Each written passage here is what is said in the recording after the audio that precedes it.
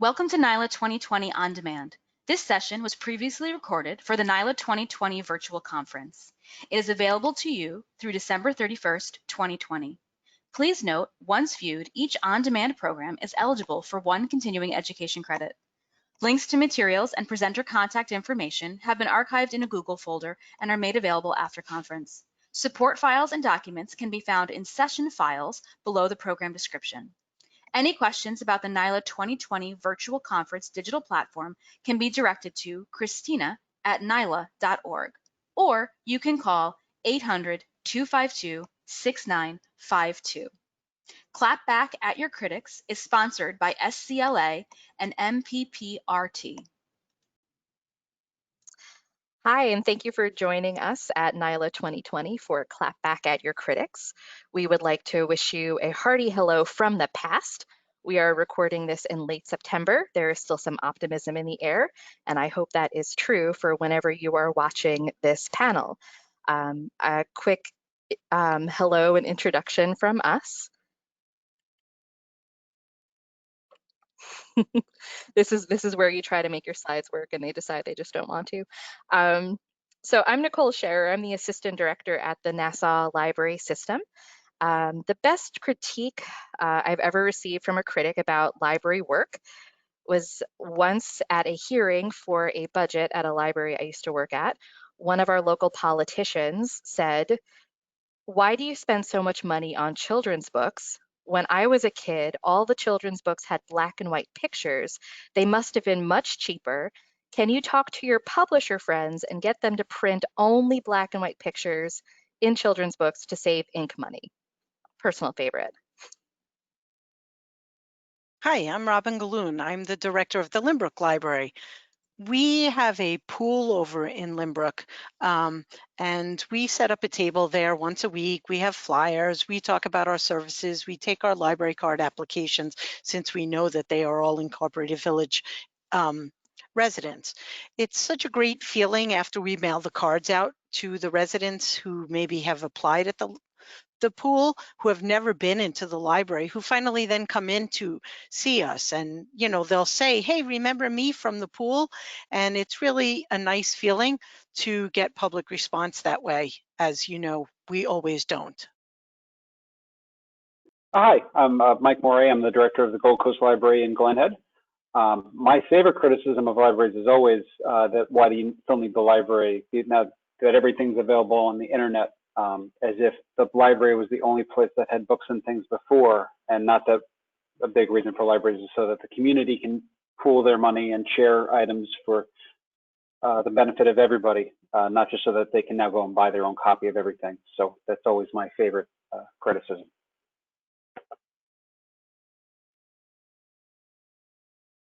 So what are we going to talk about today? We're going to talk about different types of critics we might face.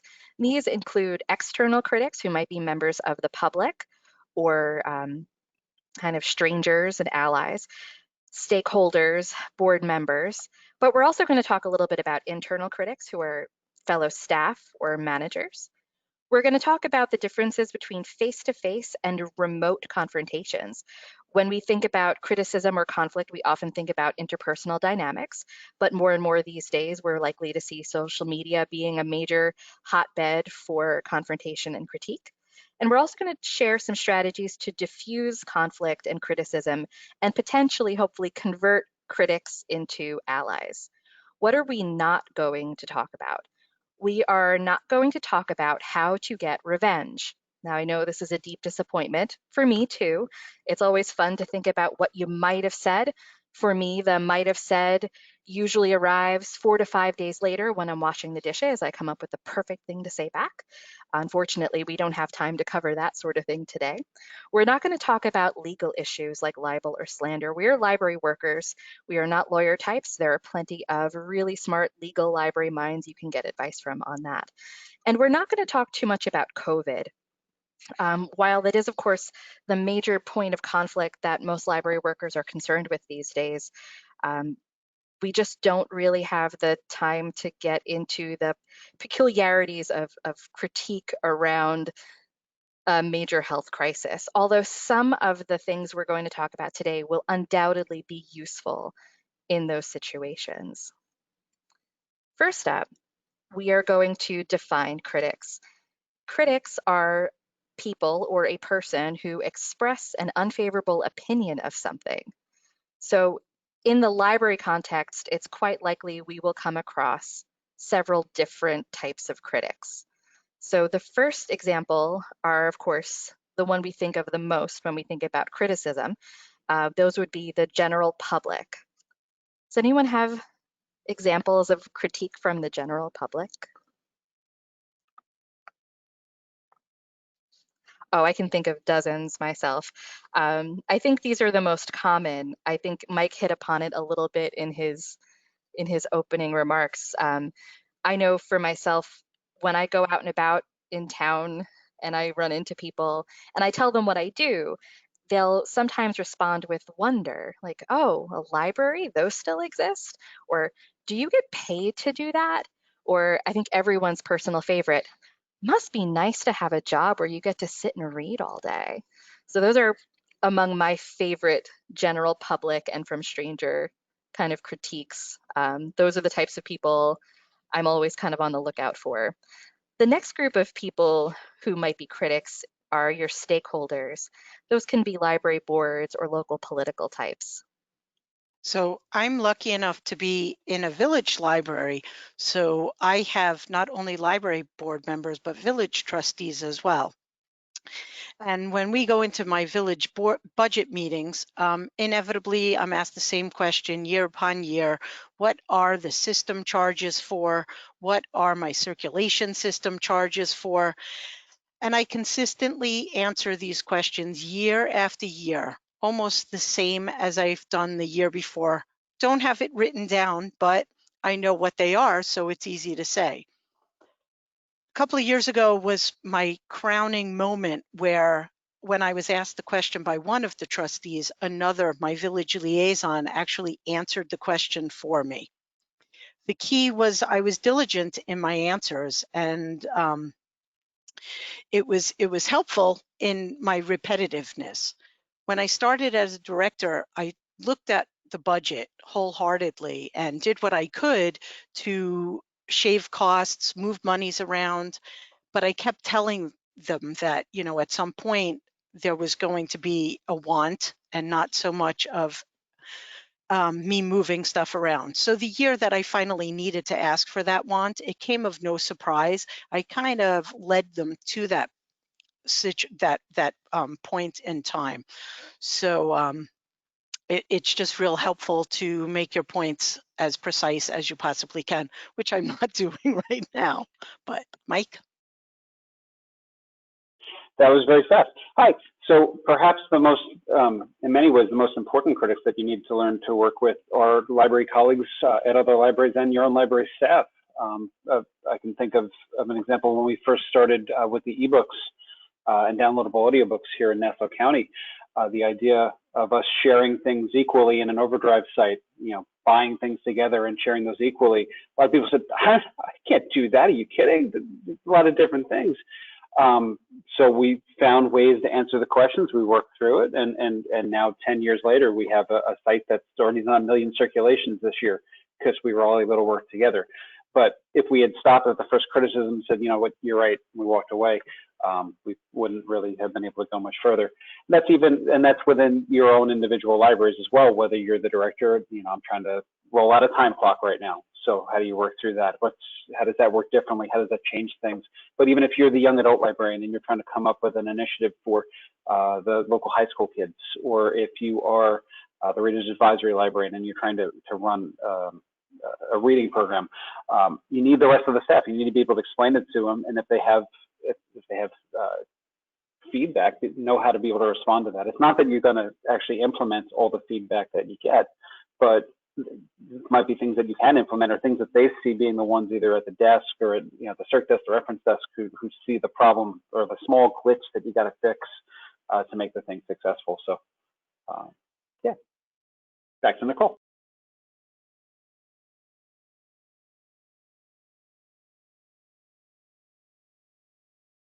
We're going to do the mute unmute thing a little while today, I think. Sorry about that. So those are the three kind of buckets that we have for our critics. You have the general public, who I think is mostly what we think about. We have our stakeholders, and then we have our colleagues. Next is, where will you find them? When we think about critique, or as Mike just said in a much more gentle way, feedback, we tend to think about the in-person, one-on-one conversation, or even more trepidatiously, the confrontation in a public forum. There's also private communication, where people might be contacting you directly via email, via the phone. And then there is public communication. And what makes that different than the in-person is that public communication may not be directed at you, but is instead directed at the institution. So you might find this in traditional media, like letters to the editor, but increasingly you're going to find it on social media, via Facebook, Twitter, Instagram, maybe even TikTok. Who even knows? Maybe they're dancing a criticism at you. It's a modern age, right? So my question for our directors, which of these make you the most apprehensive, and why? So I would say the online stuff. A number of years ago, there was a blog out, and on there, the library was accused of a wrongdoing. There was no truth to it, but it kept going on for quite a bit of time.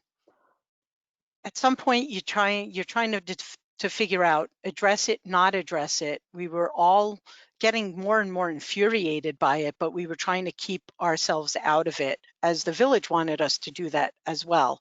But after weeks, it was time to do it. And as the library director, I kindly explained to them that, you know, in these situations, when the news article comes out, it's usually the lowest on the totem pole, who would be me, who would probably be out of a job. And since that was my career, and they had careers and doing this in an elected setting, I was hoping that they would allow us to address it. So we did prepare a statement. We went over to a village board meeting. It was myself and the library board, and the statement was read.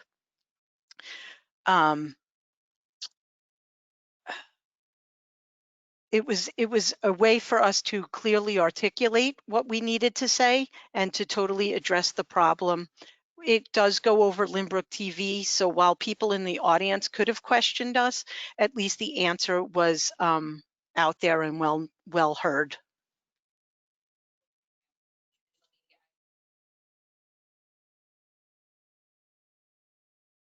It's the reason why we're all in the room doing this together. You were saying television. When I think about traditional media, I think about letters to the editor, but television's a whole other level. Mike. Well, first, sorry about the fluttering hands. I was just trying to get Nicole to turn on her microphone.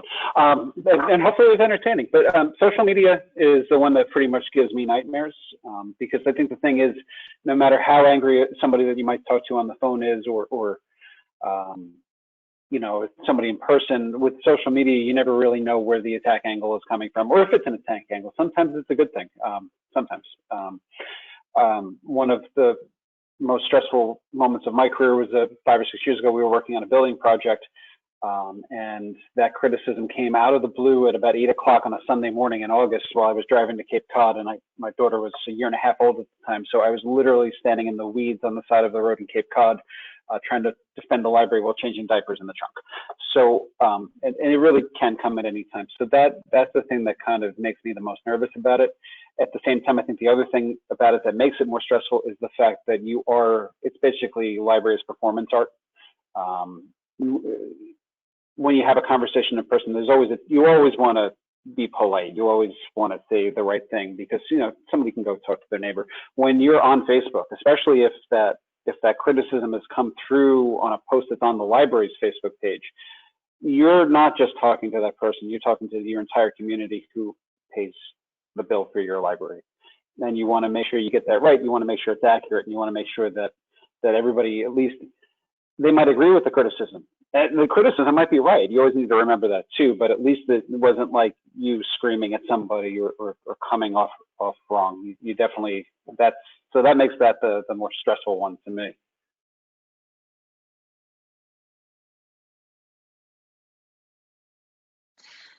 So why is this so hard? I think it boils down to this kind of idea of risk and reward. And the risk here is that most people, many people, or some people tend to avoid conflict, except for those who don't, of course. And so we're not well versed in kind of surprise criticism, which is, I think, the criticism that most takes us aback. We don't often have to confront confrontation.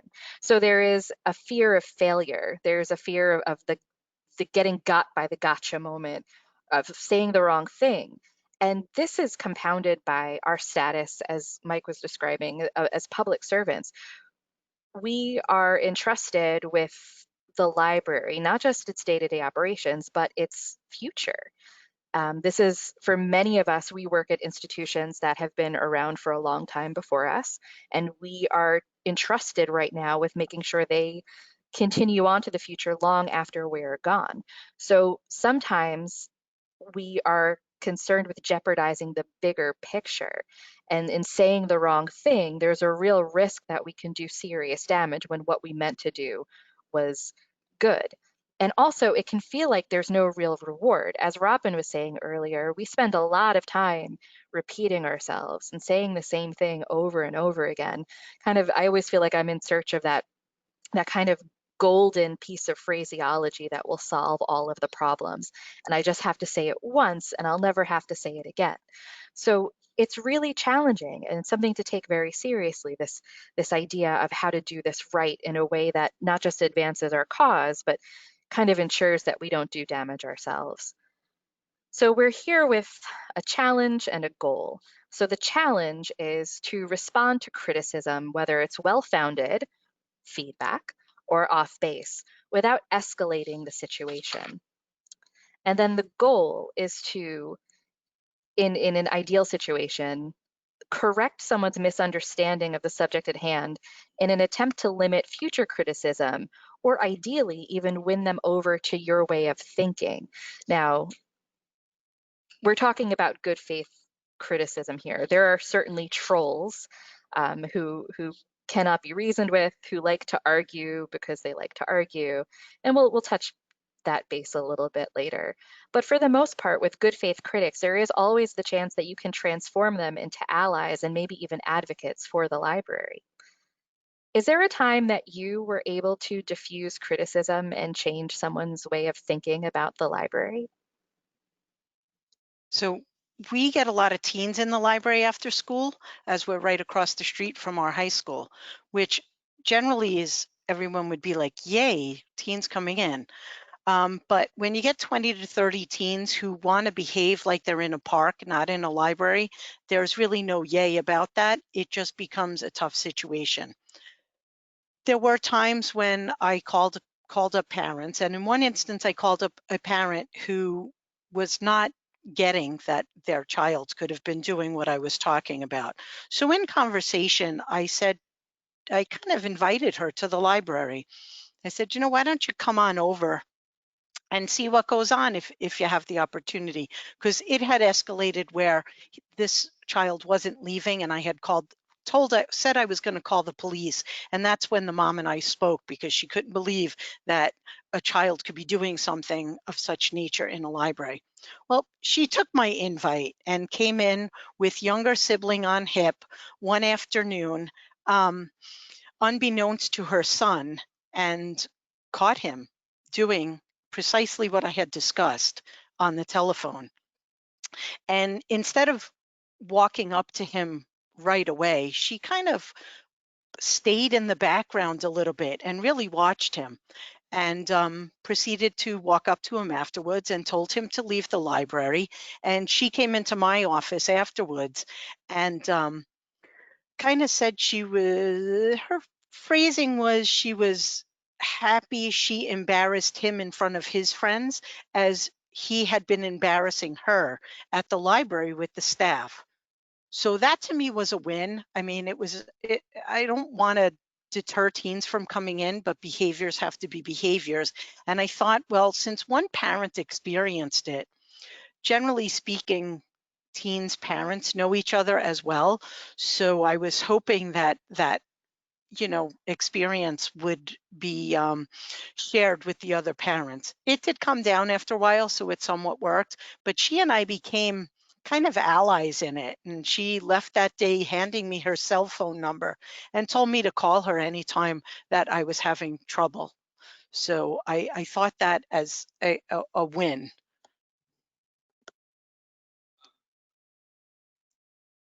So I think that the kind of the most important thing in this is always remembering. So if I own a restaurant in town, I don't need everybody to at least appreciate why we're there, or at least be like, I don't want to go to that restaurant. When you're a library, you're a public trust. Everybody in the community is paying for your services. They don't have to use you, but at the same time, you want to at least make sure that you are being a good steward, as Nicole mentioned, of the library, and making sure their tax dollars are well spent. And I had an example recently of getting a phone call from a resident. We had our budget vote coming up, and he was basically looking to talk because even though we were having a 0% budget, he said, I pay $800 a year in library taxes. I couldn't possibly, you guys are spending too much money. I can't possibly get this much use out of the library to justify $800. Basically, what are you people doing? But I was able to take the time to listen to his question and work through them, and asked him what his house was, and we walked through the where you could find it, not just here's the answer. Like, we walked through the local site that shows you the different property values and how much people pay. And his house, it turned out the way that he pays taxes, he pays $170 a year for a library, not $800. He actually backed up. It said, oh, I swore I saw that in my tax bill a couple of years ago. I don't know that he voted yes on the budget now. I mean, I said to him, $170 is not nothing, but $800 is 5 years of your taxes. But being able to have those conversations, not take that criticism of like, don't you know what you get for our money? No, you walk through and talk to people about it. I think that comes back to another point that's missing in my head right now, so I have to look to the side. Right, don't get defensive. That's the point. So I could have just been like, but no, we're a great value. We're doing everything we can, but instead I was able to walk him through it, and I think if nothing else, he felt better about it. The other part of that, though, is how I ended up talking to him in the first place. He'd come in for an absentee ballot for the election, and he asked the district clerk, where, for the contact information for the board's treasurer. So our first reaction was to assume he just wanted to talk to the treasurer. He hadn't said any of these other things yet. He just wanted to speak to her. He could have been a friend and wanted to talk to her. So I called him back, said, I can't give you that, but I can pass your information on to her and she'll give you a call back. So he was fine with that. But I said for 5 minutes, and said, wait a second, I'm the director. Maybe I can do something to help him. So I called him back and said, but I left her a message. She's not home. I'm sure she'll call you back, but how can I help? And that's how we got onto that conversation. And I guess my whole point in this is not to take the question at face value, to really listen to what people are saying and see if you can figure out what is it that's actually bothering them about the situation that you're talking about. Because a lot of times it's not about what the question was. The question is how they think they're going to get to the next step to actually ask the question to resolve what they need. And in this case, they really just needed to be able to talk to somebody who could explain what they're paying for taxes and why. So, yeah. Yeah, and what Mike is outlining there is really the key strategy when it comes to defending against criticism, and that is you really have to listen to what people say. You're going to be able to determine the angle that they're coming from, and most importantly, whether they're sincere or not. As Mike said, this gentleman may or may not vote yes on the budget even after learning the truth about his actual tax rate. But you can assume that he's sincere enough to hear it, and he's going to then, in conversation with others, probably dispel other people's misconceptions around tax rate, or at least kind of advocate for the correct information. Sometimes these moments of transparency and listening and really figuring out what people are actually asking pay dividends down the road. We think about conflict and confrontation as being direct and interpersonal, but often it has legs. And these things carry on not just in the areas and the conversations we witness, but in things beyond them. So it all starts with this idea of listening. And when it comes to listening, which is kind of the one universal rule about any kind of moment of critique or feedback, the next thing to consider are the rules of engagement. If you have a choice to engage or not, how do you decide what to do? So if you were to take Mike's example, and the man kept persisting about his $800 taxes and not going back and truly listening to Mike, because the listening has to be on both sides, you have to, after your second time saying it, just to end the conversation. You need to read your audience, know if they're truly listening to you or if they're just hearing what you say. And if they're just hearing it and not giving up on why they started to begin with, you just have to take the bold step to end the conversation. No one's winning.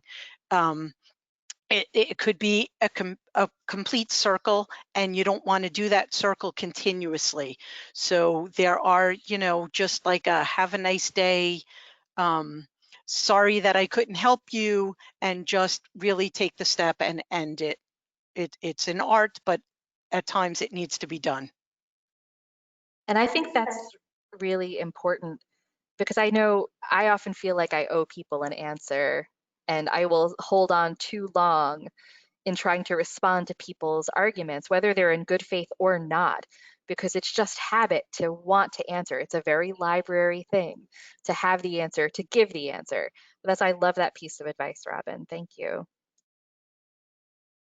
Right, and to me, the biggest thing is you always should try to defer if you can. So anyone on my staff, if you're watching this, hi, will tell you that my goal is always to jump right in and just fix things. And I often do it just trying to fix the problem. I think it comes back to some of my best training for being a librarian was my time in Starbucks, where the whole philosophy is make it right then, right there. But if you're just making a cup of coffee, I can just remake the cup, or I can give somebody a free drink.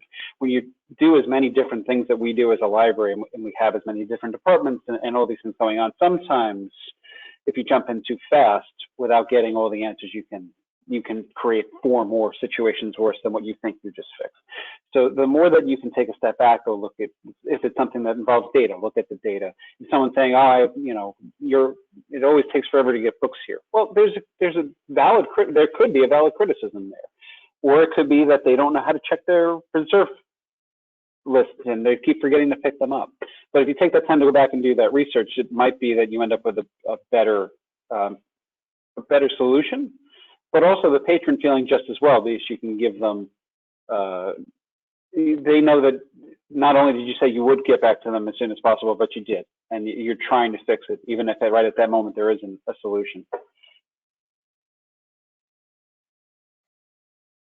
Yeah, I think that's also an excellent point, because when you do agree to engage, whether it's in the immediate moment or after a delay where you can kind of gather your response, you want to know your stuff. And that's the best time to agree to engage, when you can confidently challenge what the person is saying. It's, again, a risk and reward situation. I think a lot of people do know their stuff, but when you're confronted, it can be hard to recall your expertise. But if you're in a position where you know you really can confidently challenge what's being said, as Mike was describing with the tax levy, he knows his numbers, so he knows he can confidently address that. It's also important when you're being challenged in a public setting, whether it's on social media or in kind of the dreaded large group hearing form. You're not just engaging with the person who's leveling the criticism, but you're engaging with everyone else who's paying attention, whether it's the people who are following along on a thread, or the other people in the room, or the other people around the desk, or the other people in the staff room, if it's a colleague who is not pleased with a certain direction or a certain initiative.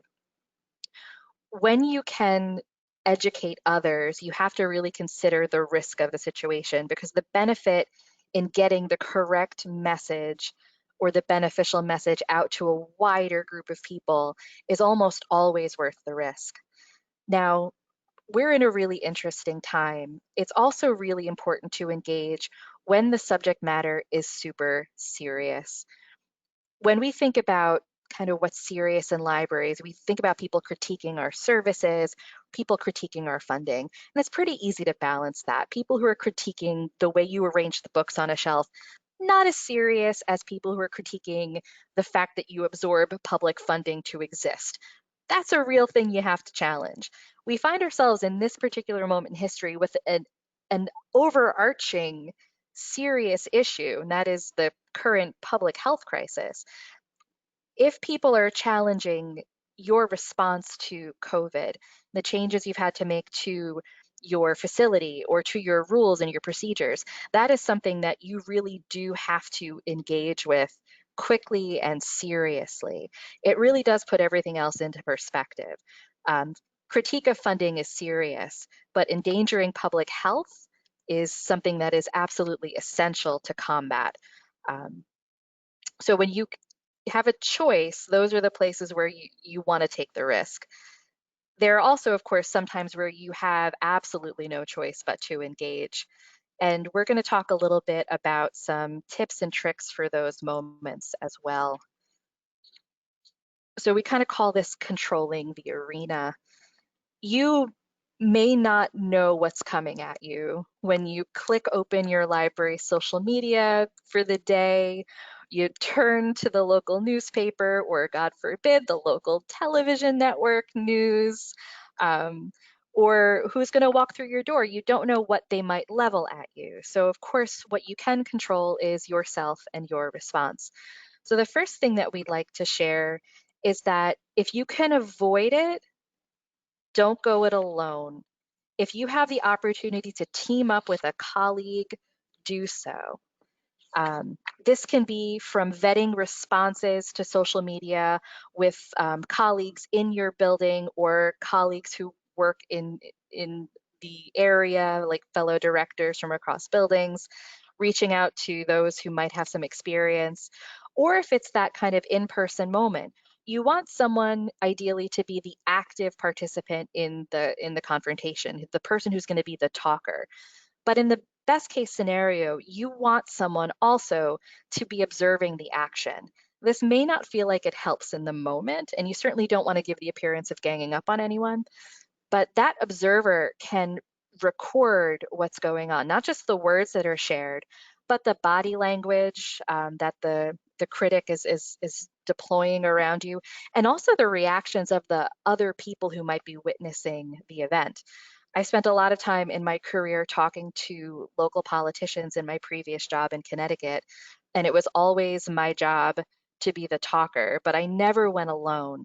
And what was actually really interesting is the observer in those situations was my supervisor. And I think, Robyn, you can speak to that. I've actually done that because I sometimes find it better to pass the baton to my assistant director. I can become somewhat sarcastic, and sometimes that sarcasm is not appreciated. She is not. She, if it's in a situation that I've gone over before, my patience wears thin, and my assistant director, Kathy, has a much better, milder manner and will repeat stuff in a much nicer tone and way than I can. She can be more tactful than I am. She at times is better to explain stuff that's going on in the library, especially with programming. I keep mentioning Lynbrook TV. She's kind of my Lynbrook TV person because she does not mind the camera and she just handles the situation better. There are times also with staff, especially right now with COVID. take it all very seriously, and I've done what I could do for staff, but the repetitive questioning of what's going on gets to be a bit much. And she had her own anxieties about it because of her own situations. And she just talks to the staff better about it because she can talk about it as an employee experiencing what's been going on in the building, as opposed to me who put it all there. So the staff is under the umbrella, so to speak, with her. So Kathy does a much better job of speaking with them at that time. And it's interesting when Kathy does some of the speaking, because she and I are usually the team who are together. So it's great, as Nicole was talking about, of being the person watching and listening instead of the person who's the true primary engager at that point. Right, and then in the other direction of that, I think it's important that the staff understands the fact that they can go upward through the chain. It's one of those things where, like, whether it's a small moment and it's an issue of fines, where they're just trying to impose the rules, but the patron is not listening. Kick that back up the chain so that, like, a supervisor can handle it, or I can handle it, so that it doesn't fall on them. But in bigger situations too, where they're not expected to know the answer, right? I mean, the public, how many parties have any of you been to where somebody says, oh, I'm a librarian, which is pretty much anybody in the library that they ran in that had the library's logo on their chest. Like, the bigger stuff, like, the staff isn't supposed to know. So kick it back up, because the public is not going to understand that. And don't take it personally when they are upset, because they're probably more upset with me or the board. We had that a few years ago when we had the building project, where I had a couple staff I had to take aside because I had one or two people who said, why don't they like me? And I said, it's not you. It's not you. They love you. They actually do. This is not about the day-to-day operation of the library, their interactions with you. It's about something different. So being able to feel comfortable knowing when it's time to turn that back up, whether that be a supervisor or to as far as the director, is important, I think, for the staff to know in a library. And that makes me think of another point, which is, many times we're concerned with the gotcha and the kind of criticism sailing in, which is why we're talking about what we can do to kind of control what we can control. But a lot of us have a sense of what we might do that could trigger criticism. Certainly funding is always a question. Our response to COVID, new initiatives can trigger criticism. So when you know you have something that's going to trigger criticism, our next piece of advice is that you want to be prepared. So I wasn't right for that 1 second, but yeah, I talk to myself in my head, and if I know you and I have a reason to talk to you, I probably talk to you in my head. The idea is that you really, at all times, when you know that there's stuff out there, you want to be thinking about how that conversation plays out.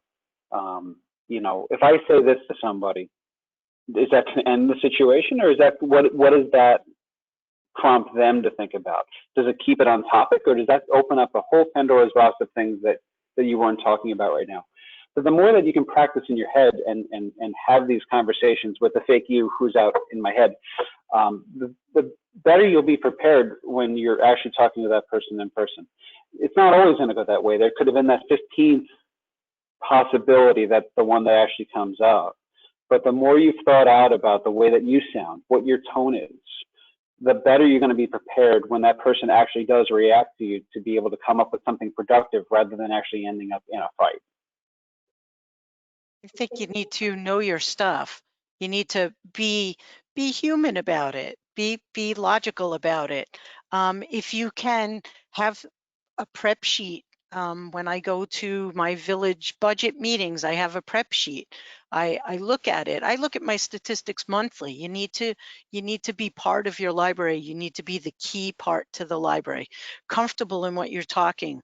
As Mike had said, anticipate what you might be asked. If you're raising a line by 3%, especially this year, you have to have your whys, you have to have your background on why you feel that's necessary, what the library and what the community is going to profit from it. And you have to focus on the practical. You can't, I mean, I don't add stuff just because my neighboring library has added programs, services, changed our policies just because they are. You have to know your community. I think even when you're working, like, you need to be that comfortable fit in where you're working. And I think if you're in a leadership position, you need to always understand the historical why. You didn't just pop up today and wake up and decide to do something if you were thinking. I mean, sometimes you do. But there's probably a long-term reason, ways that things evolved in your organization to why you're doing something. Now, that can always explain something, or that could mean it's time to look at it again. But if you don't understand how you got there, you can't possibly be able to explain that to somebody. I mean, sometimes it does require a lot of explanation, and it might not make sense anymore. And I think that's productive for you in a leadership position as well, because that forces you to relook at what you're doing, and maybe it is time to change things. Yeah, and you've both made me think of 2 points.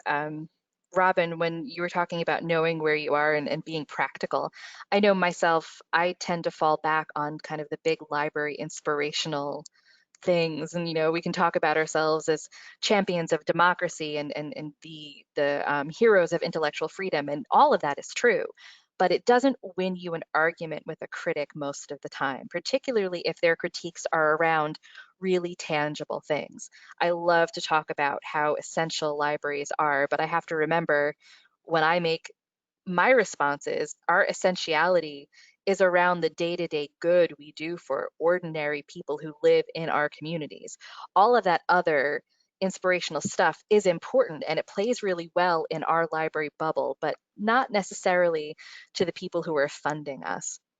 And then when Mike was talking about, I too am a talk in my head person, always kind of thinking about the many different potential responses and my many potential responses to that.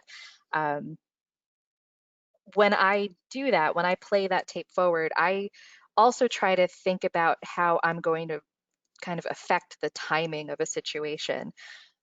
If you can control the pace of the interaction, you're halfway to really winning the argument. I'm someone who has many thoughts at once, and especially when I'm being confronted, I try to get them all out of my face at the same time. I know I'm not the only one who does that. And I have to really think about my breathing and slowing down the pace of what I'm saying, because if you can respond calmly, if you don't rise or sink to the other person's level of emotionality, depending on how you look at it, you really can control the whole scope of the conversation you're having. So you want to try, while you're rehearsing your kind of talking points, to really slow it down and imagine the entire context of the conversation. It makes you appear thoughtful, like what the person is saying is really meaningful. I'm a former teen librarian, and doing strategic planning with my teens, we had a group of kids that was really adamant that we should get a water slide in the library. I knew they were being silly, trolly teenagers, but you take that moment for the other teens who might want to say something legitimate but won't. If you take the ridiculous thing seriously, or at least you demonstrate you are by being thoughtful, considering it, slowing your pace and breathing, it almost gives a platform, again, to those other people who are watching. I like to think of this as like ducks in a pond. While your brain is going a mile a minute, the way that a duck's feet are kind of flapping in the lake or the pond, you appear to be kind of gliding effortlessly over the situation. You appear to be unaffected. And this is a really great strategy to move yourself forward. Because at the end, we have to remember we're not just arguing for ourselves. I think the most important part of all of this, again, I think I said something earlier, if you own your own private business and you just need 200 customers to exist, then who cares where they are? Great. But you are working in, or if not leading, a public trust. You are paid for by the people who live in your community. Unless they all decide to move tomorrow, if you decide to burn the bridge, they're still going to be trying to go over that bridge tomorrow. So it might feel good to yell at somebody. It might feel good to make some weird grand gesture. In your case, it's not going to help you. So fighting fair, always being polite, always being, taking a step back, keeping yourself moving slowly, thinking about what you're saying, and you're not always going to solve the problem, but trying to solve the problem in a reasonable and fair way is what you need to do. Because, you know, again, if you light the place on fire, it's your place to try to rebuild with no money, because, you know, you'd need a referendum for that. I think also, Mike, it's important to think about how the other person is behaving. Right. I know there are times when I'm engaging with people that Yeah. I will take the deep breath and kind of bring their behavior to them. Like, if you could just quiet down and let me think about this for a second, we can come to an understanding and we could make this situation right.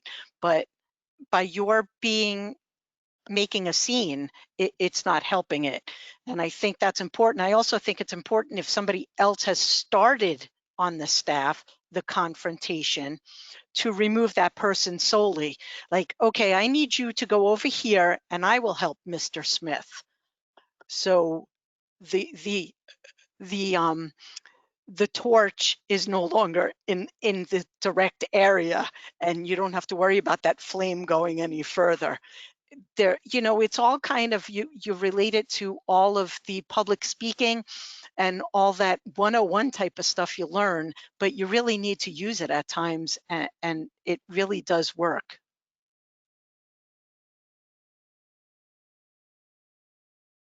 So there's not nearly enough time to go through all of the potential conflicts one might run into, especially as times change and the status of what libraries do change and our culture changes around us. But we wanted to just touch base on one kind of example we thought covers all of the bases. It's something that you might be confronted about either in person or in a large forum or online and social media. And it's also something that might trigger confrontation amongst your stakeholders, the general public, or even your colleagues and staff. So we have one example. So inevitably, you're going to get that question about weeding your materials. Weeding your materials, and oh my goodness, throwing away a book. It happens from staff, it happens from public, like Nicole was just saying.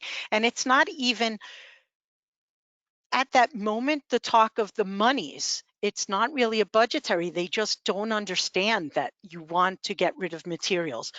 I had a patron ask me as we were going through our nonfiction about getting rid of the materials, and couldn't I send it somewhere, because there had to be somewhere who would want our books.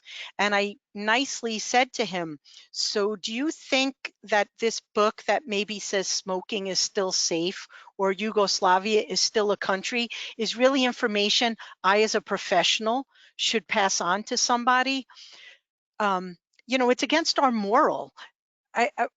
People are so adverse at throwing stuff away. You'll even get it from your librarians. And I try to explain to the librarians that while 90% of the Michael Jackson book is correct, if the student doesn't put that Michael Jackson is no longer on this earth with us, and he has unfortunately passed, then that book is really not truly accurate. And I think for children, it holds even more true, because they may not conceptualize that from the time the book was written in 1992, his world or his life progressed or ended, and they won't see that point.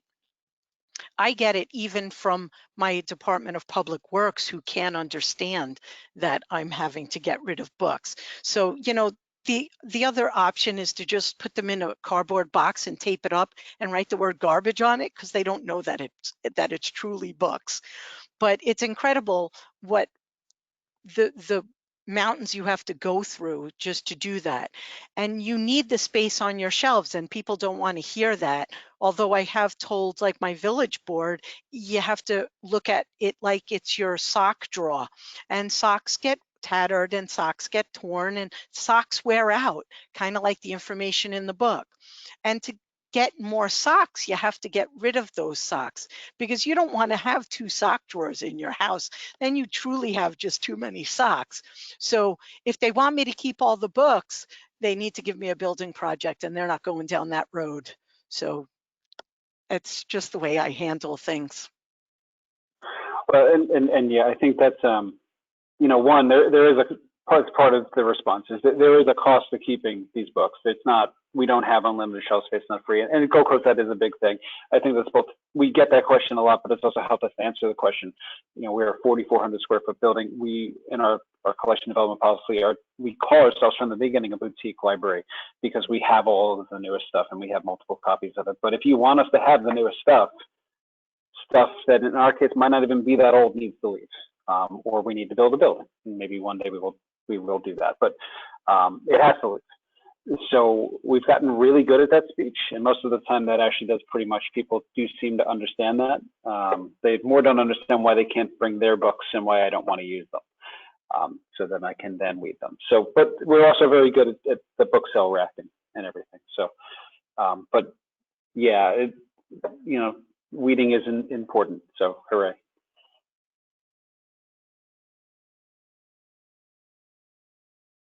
So sort of to conclude our time together, just want to talk really briefly about what winning looks like. You know, inevitably when we talk about conflict and confrontation and critique, we envision a winning side and a losing side. And of course, life is messier than that.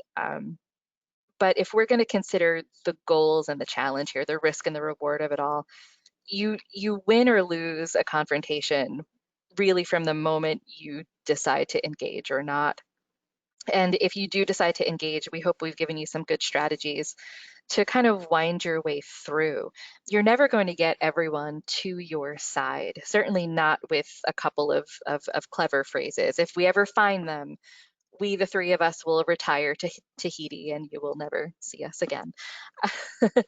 And, you know, we're seeing more and more trolls out there who are just impossible to argue with, people who argue in bad faith, who refuse to listen, who won't adjust their argument, who go back to the same debunked points again and again.